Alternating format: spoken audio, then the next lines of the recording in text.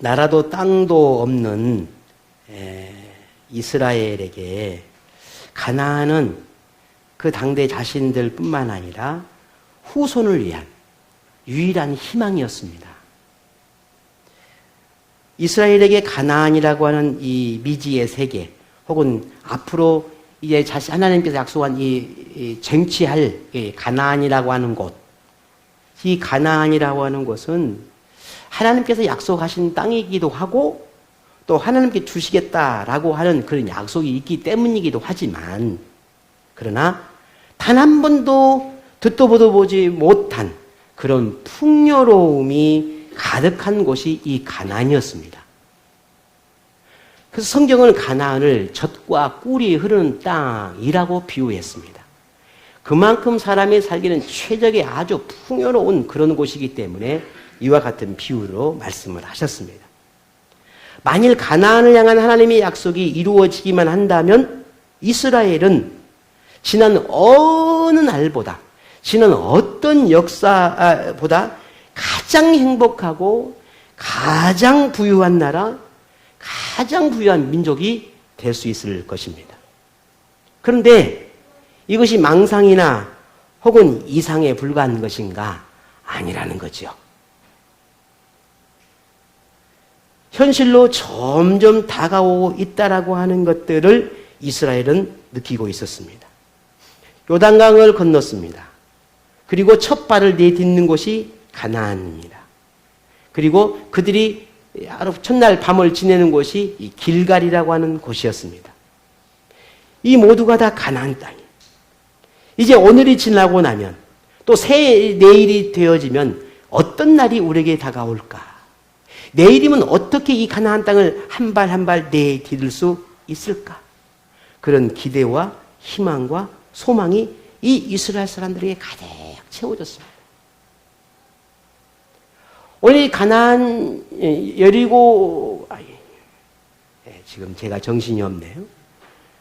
이 가나안 땅에 들어오면서 우리가 지난번에 말씀드렸던 것처럼 이 요단강을 건넜고, 그리고 이 모든 일들이 가나안 전 지역의 사람들에게 소문이 났다는 거예요.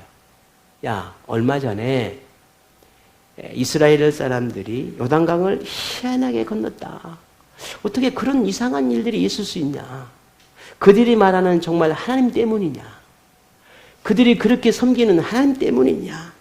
만약에 그렇다면 그 하나님이 이스라엘과 함께하고 있고 이스라엘이 하나님의 이스라엘을 돕고 있다면 정말 이거 큰일 날 일이 아니겠느냐? 이 놀라운 일들을 듣는 가나안 사람들은 간담이 서늘했다 했어요. 두려움이 있는 겁니다. 마음 졸이고 있었습니다. 하나님이 이끄는 이스라엘, 하나님이 세운 지도자 여호수아, 하나님의 능력을 앞세우고 성큼성큼 다가오는 이스라엘 향해 가나안이 할 수 있는 것은 그저 두려움에 떨고 있을 뿐이었어요. 그 어떤 것도 할 수가 없었어요. 무엇을 어떻게 해야 될지도 몰라요. 그렇게 이스라엘의 행진은 하나님과 함께 꿈을 향해서 한 걸음 한 걸음 한 걸음 더 가까이 가고 있었습니다. 그런데 상식적으로도 합리적으로도 도저히 이해할 수 없는 하나님의 명령이 또 떨어집니다. 이는 어쩌면 황당하다고 말을 해야 되지 않을까라고 하는 그런 명령이었습니다. 오늘 본문 2절에 보면 그때에 여호와께서 여호수아에게 이르시되 너는 부싯돌로 칼을 만들어 이스라엘 자손들에게 다시 할례를 행하라 했습니다. 할례가 여러분 뭔지는 다 아시는 거고 시기적으로나 혹은 상황적으로 봤을 때 할례를 행하라고 하는 것은 도저히 납득하기 어려운 일입니다. 만일 모든 남자들이 할례를 행하고 치료되기를 기다리는 동안에 가나안 군대가 기습을 한다면 어떻게 될까요? 그러는 사이에 가나안 군대가 이 이스라엘을 치려한다면 어떻게 될까요? 전멸할 것입니다. 오히려 지금 이 상황에서 할례를 행하고 모든 남자들이 그렇게 고통 속에 있다면 오히려 가나안 사람들에게는 기습의 기회를 주고 있는 것 같은 것이었습니다. 그럼에도 불구하고 할례를 행하라고 하는 겁니다.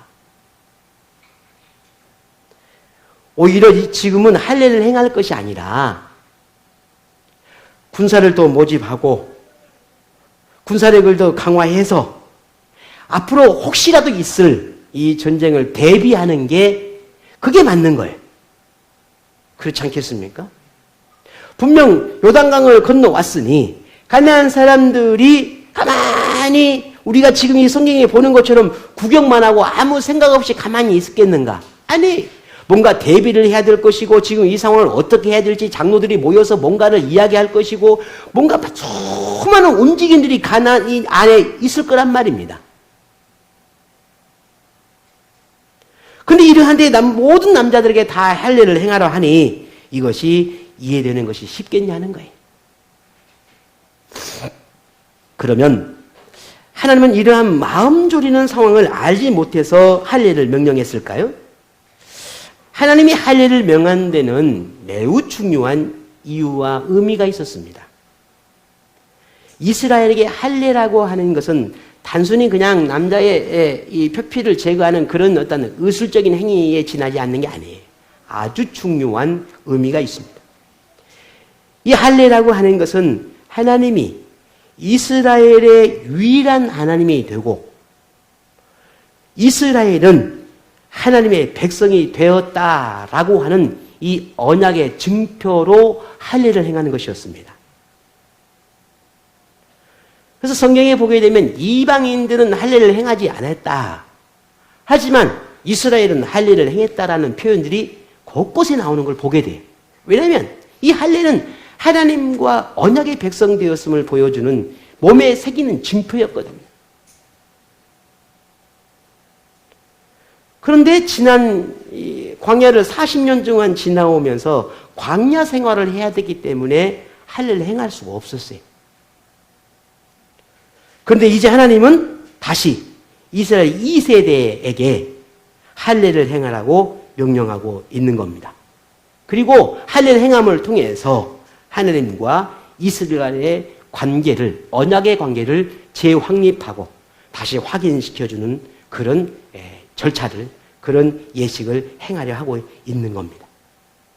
그래서 너희는 나의 백성이다 라고 하는 것을 그 마음에 새기기를, 또 할례를 통해서 더 확신을 갖게 하기를 바라셨던 하나님이셨습니다. 자, 그렇다면 이스라엘과 여호수아는 하나님의 명령을 어떻게 했을까? 여러분 어떻게 했을 것 같습니까? 네, 여러분이 짐작한 대로 불순종을 했지요.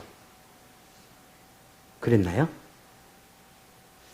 아침에 다 감기약 드시고 있는지 이렇게 해롱해롱하니 제 눈만 또랑또랑 하는 것인지 저도 아침에 약 먹어서 정신이 하나도 없어요. 막 네. 불순종했는가? 아닙니다. 혹시 졸리거나 정신이 몽롱하면 벌떡 일어나세요. 일어나셔가지고 저 뒤에 내려가지 말고 시끄러우니까 저 뒤에서 예배를 드리세요. 그렇게 말씀을 들으셔야지.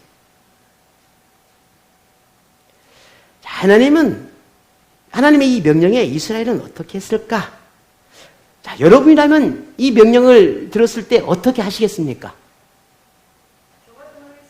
조마조마. 그래요, 뭐 그럴 수도 있겠지.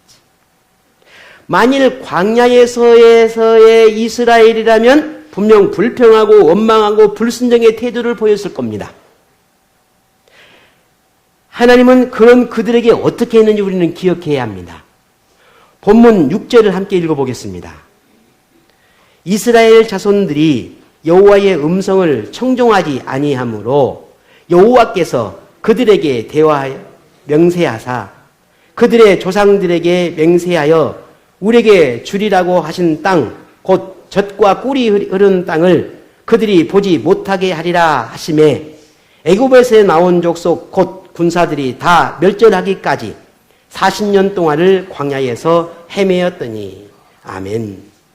이 말씀처럼 처음 이집트에서 나온 이스라엘 사람들은 다 광야에서 죽었다라는 거예요. 그 이유는 불순종했기 때문이라는 겁니다.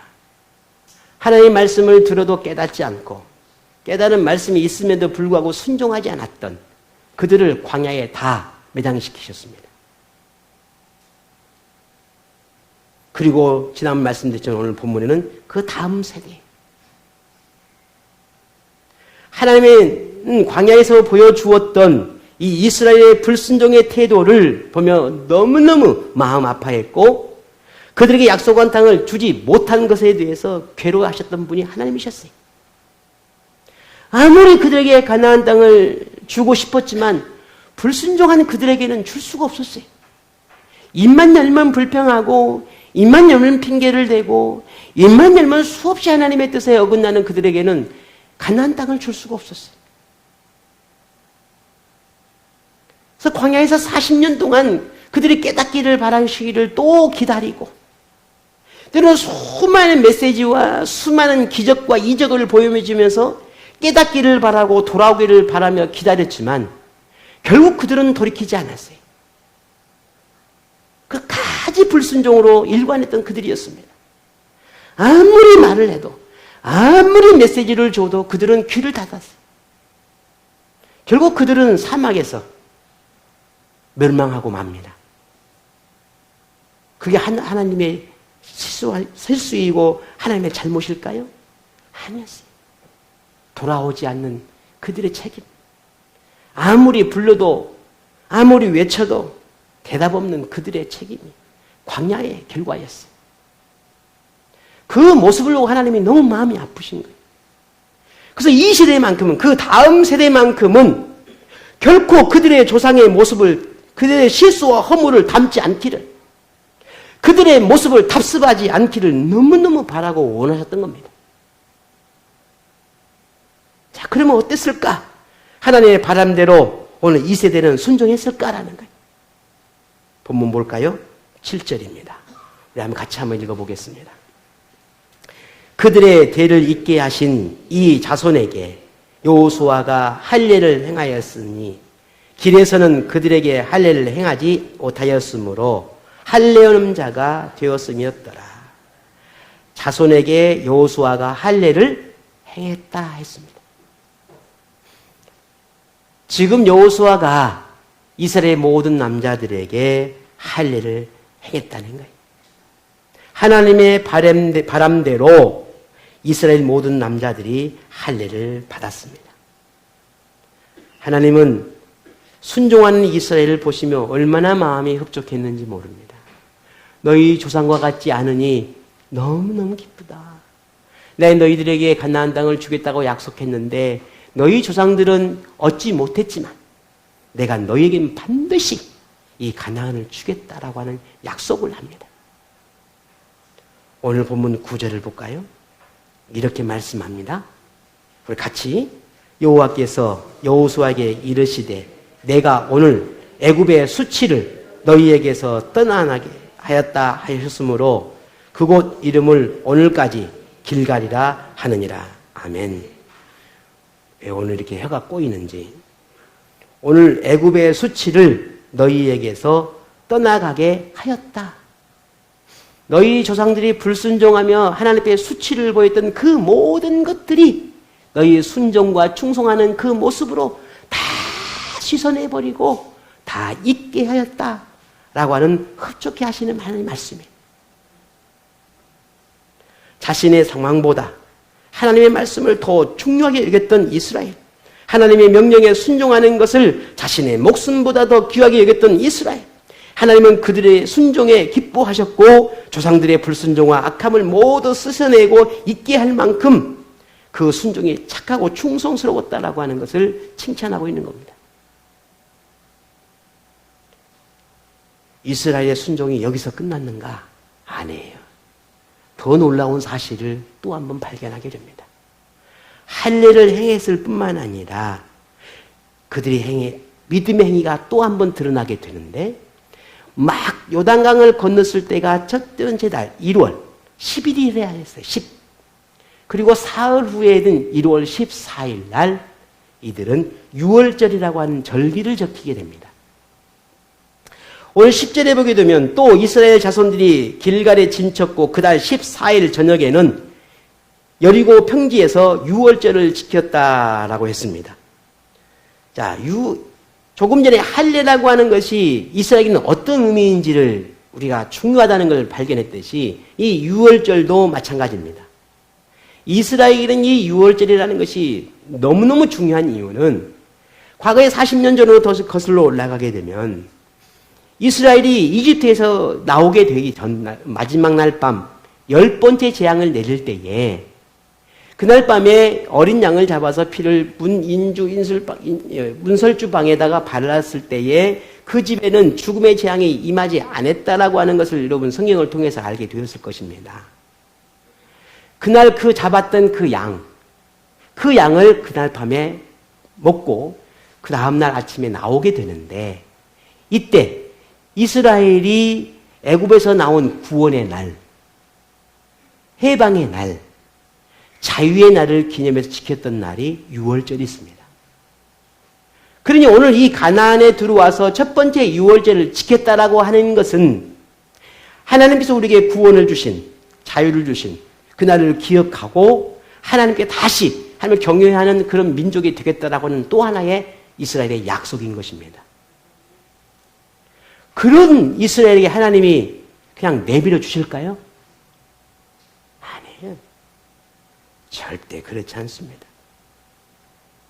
이스라엘에게 이 유월절이라고 하는 것은 새로운 생명, 새로운 삶을 주신 하나님의 은혜를 기억하고 감사를 표현하는 절기예요. 설령 이날에 가나안의 기습이 염려되고 마음 졸이는 그런 상황일지라도 최적의 조건이 갖추어진 그런 다음의 때를 기다리고 그때 하나님께 이 절기를 지키려고 한 것이 아니었다는 말입니다.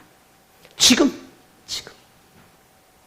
오늘이 1월 14일이니까 오늘이 아비벌 14일이니까 오늘이 니산월 14일이니까 오늘은 하나님 앞에 절기를 지켜야 하는 날이니까 오늘 6월절을 지켜야 하는 그 절기의 날이니까 오늘을 뺄 수가 없었던 겁니다.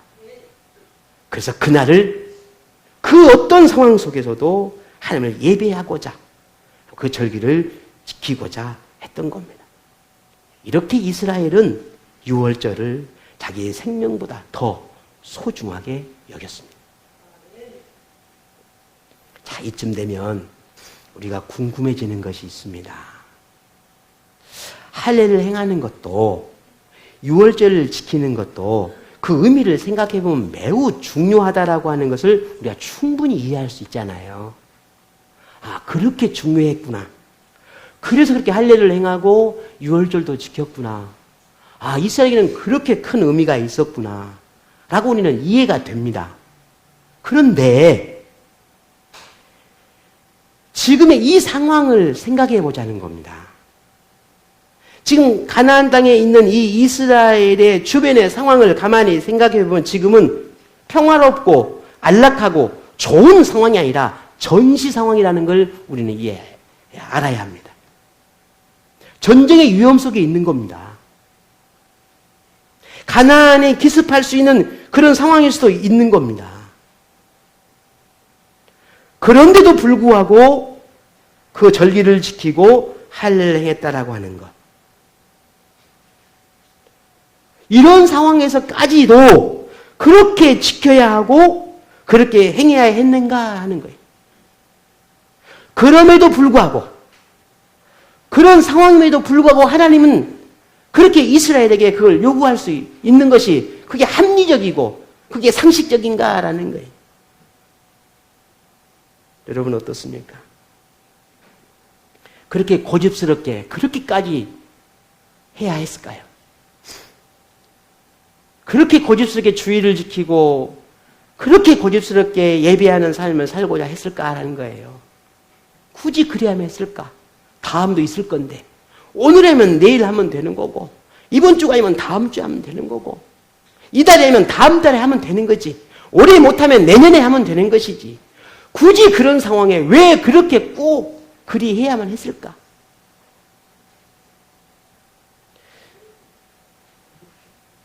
제가 그런 표현을 썼습니다만 저는 그런 상황을 경험하고 나니까 오늘이라고 하는 시간이 내게 얼마나 소중한지를 정말 평생 잊지 않고 살아갑니다. 생각해 보니까요, 글쎄 뭐 하나님께 가는 것만큼 쉬운 게 없는 것 같아요. 그게 그렇게 쉽더라고요. 왜? 그냥 한순간 하나님 부르면 그걸로 끝나는 거거든요. 내일이 내게 있을 것 같아도 내일이 내게 없을 수 있거든요. 오늘 이 순간이 내 인생의 마지막이 될 수도 있거든요.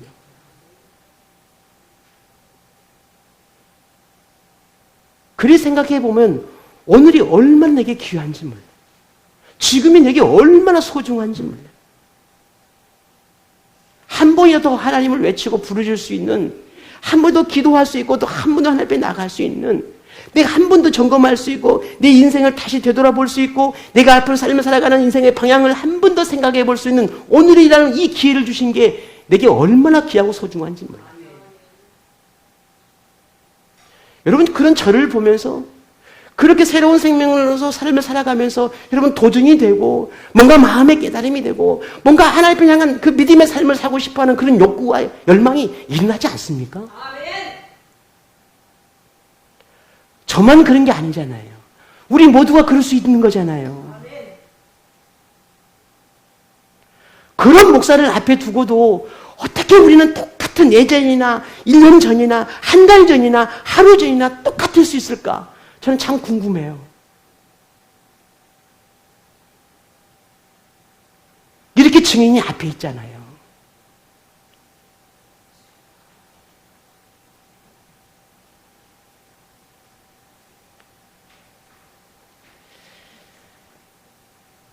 신앙생활에서 하나님의 말씀의 요구가 우리 내 자신의 생각과 전혀 다르거나 상황에 맞지 않다고 생각될 때 어떤 태도를 보이느냐가 저는 참 중요하다고 생각을 합니다. 그런데 똑같은 말씀이고 똑같은 상황임에도 어떨 때는 순종을 하고 어떨 때는 불순종의 태도가 우리에게 있다는 말이에요. 그렇다면 하나님의 명령이 잘못된 것인가 아니면 오늘 나의 태도가 잘못된 건가? 우리 한번 생각해 봐야 되지 않을까요?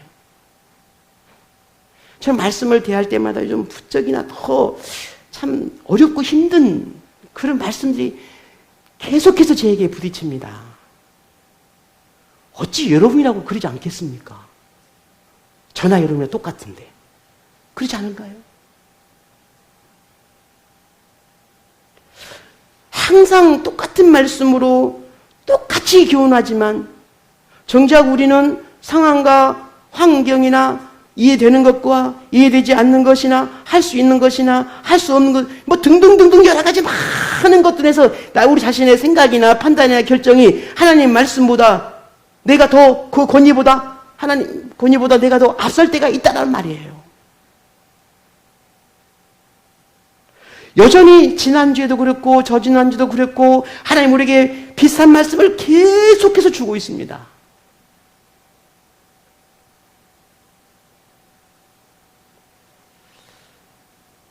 오늘 내가 앞서게 되고 내 기질이 앞서게 되고 나를 앞세우게 되면 결국은 이때가 불순종의 태도가 드러나는 때입니다. 그것은 어쩔 수 없어요. 아니요, 내가 원하지 그런 것은 아니에요.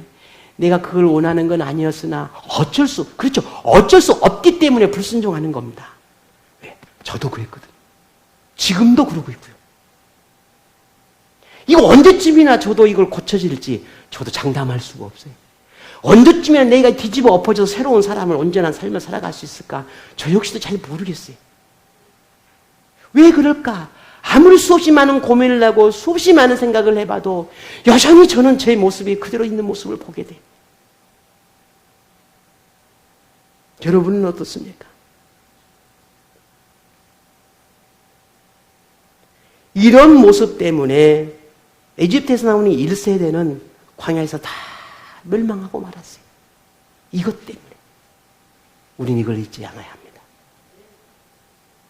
하나님은 우리에게 순종과 불순종의 결과적인 태도를 보기도 하지만 하나님 말씀에 청종하고 그 말씀을 따라 순종하려고 하는 그런 과정도 너무너무 우리에게 중요하게 생각하고 계십니다.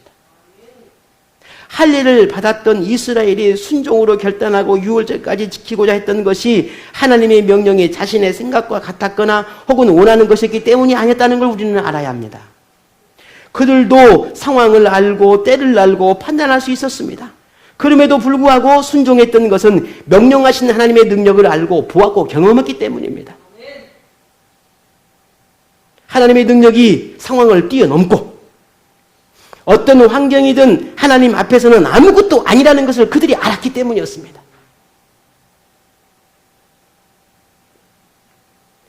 요단강을 가르신 하나님이신데 설령 가나안 군대가 치려할지라도 그것이 뭐가 문제가 되겠는가 하는 거예요.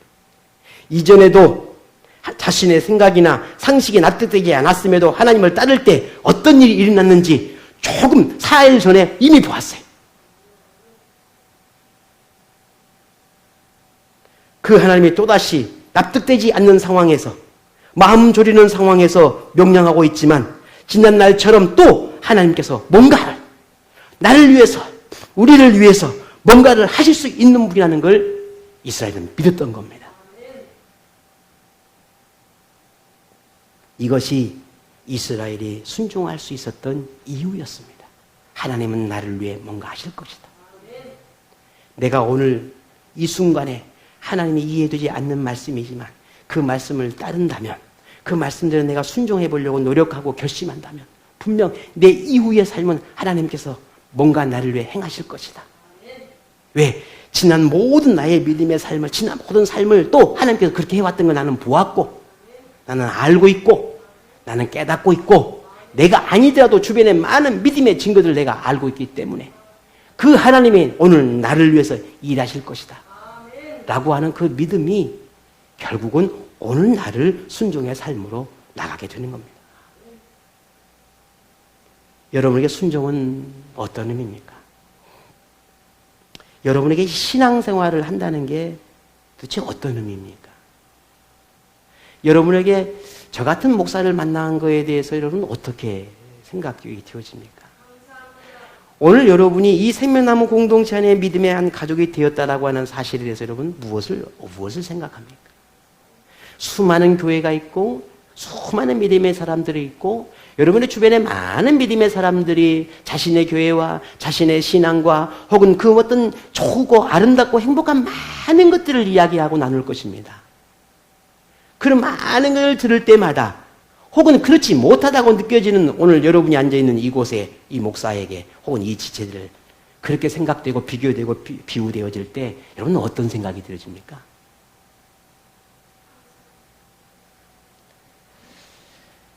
하나님 말씀대로 산다는 것. 자신의 상황이나 생각보다 하나님을 앞세운다는 것. 우리 인생이 어떤 의미일까? 제가 잘하고 있고 완벽하기 때문에 여러분이 이 말씀을 드리는 게 아닙니다. 저도 하루에 수십 번 넘어지고 수십 번 고민이 찾아오고 이래야 되나 저래야 되나 판단이 안 서고 저도 늘 그렇게 살아갑니다. 알면서도 느끼면서도 불순종으로 살아가고 있는 오늘 우리 자신들의 모습을 보면서 우리는 어떤 생각을 하는지 하나님의 능력을 보았고 경험하면서도 하나님의 요구가 들려질 때면 자기를 더 생각하고 자기의 뜻을 따라 하나님의 명령을 바꾸려고 하는 그런 태도가 오늘 우리에게 있다면 우리는 더 깊게 하나님과의 관계를 생각해 보아야 합니다. 조금 더 순종의 삶으로 조금 더 믿음 있는 모습으로 조금 더 대범한 믿음의 삶을 살아낼 수는 없을까?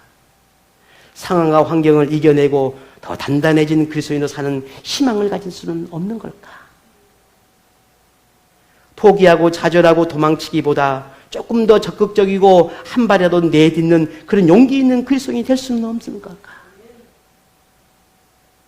바쁘고 분주하면서도 하나님을 만나는 시간을 조금이라도 떼어놓은 그런 믿음의 삶을, 그런 생활을 할 수는 없는 걸까? 이것이 오늘 우리 모두의 고민이 되고 해결을 위한 기도가 오늘 우리에게 일어나기를 원합니다. 그래야 오늘 우리는 그 믿음의 삶을 정말 행복하게 살아내는 비결이 될 것입니다. 만일 영적인 삶을 위해 기도가 일어나고 하나님 앞에서 조금 더 믿음의 삶을 살고자 하고 생활 속에서 하나님을 경험하고 싶어 하신다면 하나님은 반드시 우리를 실망시키지 않을 것입니다. 왜? 하나님은 그런 분이거든요. 이 믿음이 헛되지 않는 것은 성경이 말하고 있고 그 증거들이 헤아릴 수 많고 오늘 본문에서도 그 증거를 명확하게 우리에게 보여주고 있습니다. 할례를 행하고 유월절을 지킴으로 담대하게 순종했던 이스라엘, 마음 졸이는 순간에도 오직 하나님의 명령만 생각했던 이스라엘, 그들에게 놀라운 일이 일어납니다. 이스라엘 여호수아가 이제 여리고를 향해서 가고 있는 중이었습니다. 갑자기 여호수아 앞에 칼을 든 한 사람이 나타납니다. 순간 여호수아가 깜짝 놀라지요. 그리고 그 사람을 향해 이렇게 묻습니다. 너는 우리를 위하느냐, 우리의 적들을 위함이냐? 라고 묻습니다. 이때 이 사람이 이렇게 대답을 합니다. 오늘 본문 14절 한번 같이 읽어볼까요? 그가 이르되 아니라 나는 여호와의 군대의 대장으로 지금 왔느니라 하는지라. 여호수아가 얼굴을 땅에 대고 엎드려 절하고 그에게 이르되 내 주여 종에게 무슨 말씀을 하려 하시나이까. 아멘. 여호수아 앞에 칼을 든 한 사람이 나타나는데 그가 하나님께서 보내신 하나님의 군대 대장이었다는 겁니다. 오늘 여기서 말하는 이 군대 대장이라고 하는 것은 하나님 보내는 천사를 의미합니다. 영적인 존재를 말하는 것이에요. 이 사람이 이런 사람이 아니라 하나님이 보낸 영적인 존재를 말합니다. 그 영적인 존재가 여호수아 앞에 턱하니 있는 것을 여호수아와 이스라엘에게 보여줬다는 거죠. 자, 그럼 이처럼 하나님께서 여호수아에게 군대 대장이라고 하는 이 영적인 존재를 보여주고 알려주고 그들에게 나타나게 한 것은 자기 생명보다 하나님의 뜻을 더 귀하게 여겨 순종하고자 했던 이 이스라엘을 하나님이 지켜주고 그들과 함께할 것이고 누구도 넘보지 못하도록 그들을 승리자로 세워주겠다라고 하는 그런 확신을 시켜주기 위한 하나님의 방법이었습니다.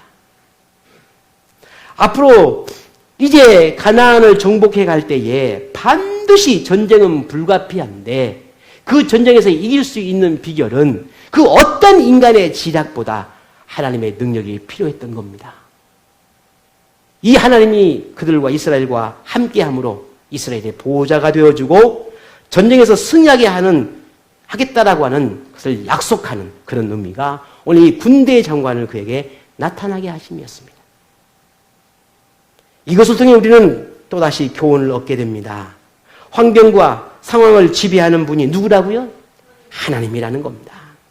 하나님 말씀에 순종하고자 하는 이에게 하나님은 어떤 분인지, 영적인 삶을 위해 노력하는 이들에게 하나님은 무슨 계획을 하고 계시는지, 내일을 염려하기보다 지금 하나님의 말씀을 따라 살고자 하는 이들에게 하나님은 절대로 실망시키지 않는 분이라는 것을 또한 우리에게 깨닫게 하는 것입니다. 지금 여러분의 신앙생활의 환경은 어떻습니까? 회방하고 두렵게 하고 불평하게 하고 주저앉게 하려는 것들이 놓여 있습니까? 그런데도 하나님 말씀대로 살려고 스스로 발을 묶고 자기의 생각과 뜻을 내려놓는 지체가 있다면 용기를 가지십시오. 하나님의 용사가 여러분을 이끌어 주실 것입니다. 지치고 나태해지고 게을러지는 몸과 갖가지 이유로 마음 졸이는 상황에서도 영적인 삶을 위해 예배와 기도에 힘쓰려고 하는 여러분 지체가 있다면 그런 여러분을 하나님은 반드시 신령한 복을 허락하실 것입니다. 하나님의 명령에 순종하며 살고자 이해되지 않아도 납득되지 않아도 여전히 하나님 말씀을 붙들며 살고자 하는 지체가 있다면 그렇게 살고자 한다면 하나님은 그런 여러분을 승리자로 세워 높이실 것입니다. 오히려 제 생각대로 자신이 원하는 대로 하나님보다 자신을 더 소중히 여기는 그들은 오히려 하나님 앞에 부끄럽게 될 것입니다. 자기를 버리고 하나님 말씀에 순종하며 하나님의 길을 간다는 것은 그리 쉽지 않습니다. 그런데도 하나님이 명령한 그곳에, 하나님이 부르신 그곳에 있기를 바라는 오늘 여러분을 축복합니다. 그 부름 앞에 응답의 삶을 살고자 하는 여러분 한 분 한 분을 축복합니다. 우리는 하나님의 백성이며 하나님은 우리의 아버지이십니다. 우리는 하나님을 경외하는 하나님의 언약의 백성입니다. 이것을 자기의 그 어떤 것보다 귀하게 여기며 하나님을 먼저 생각하는 오늘 여러분 한 분 한 분을 축복합니다. 우리는 하나님을 예배하는 예배자입니다. 우리 옆에 분에게 이렇게 한번 고백할까요? 수사님은 하나님의 예배자입니다. 성도님은 하나님의 예배자입니다. 한번 그렇게 고백해 보시죠.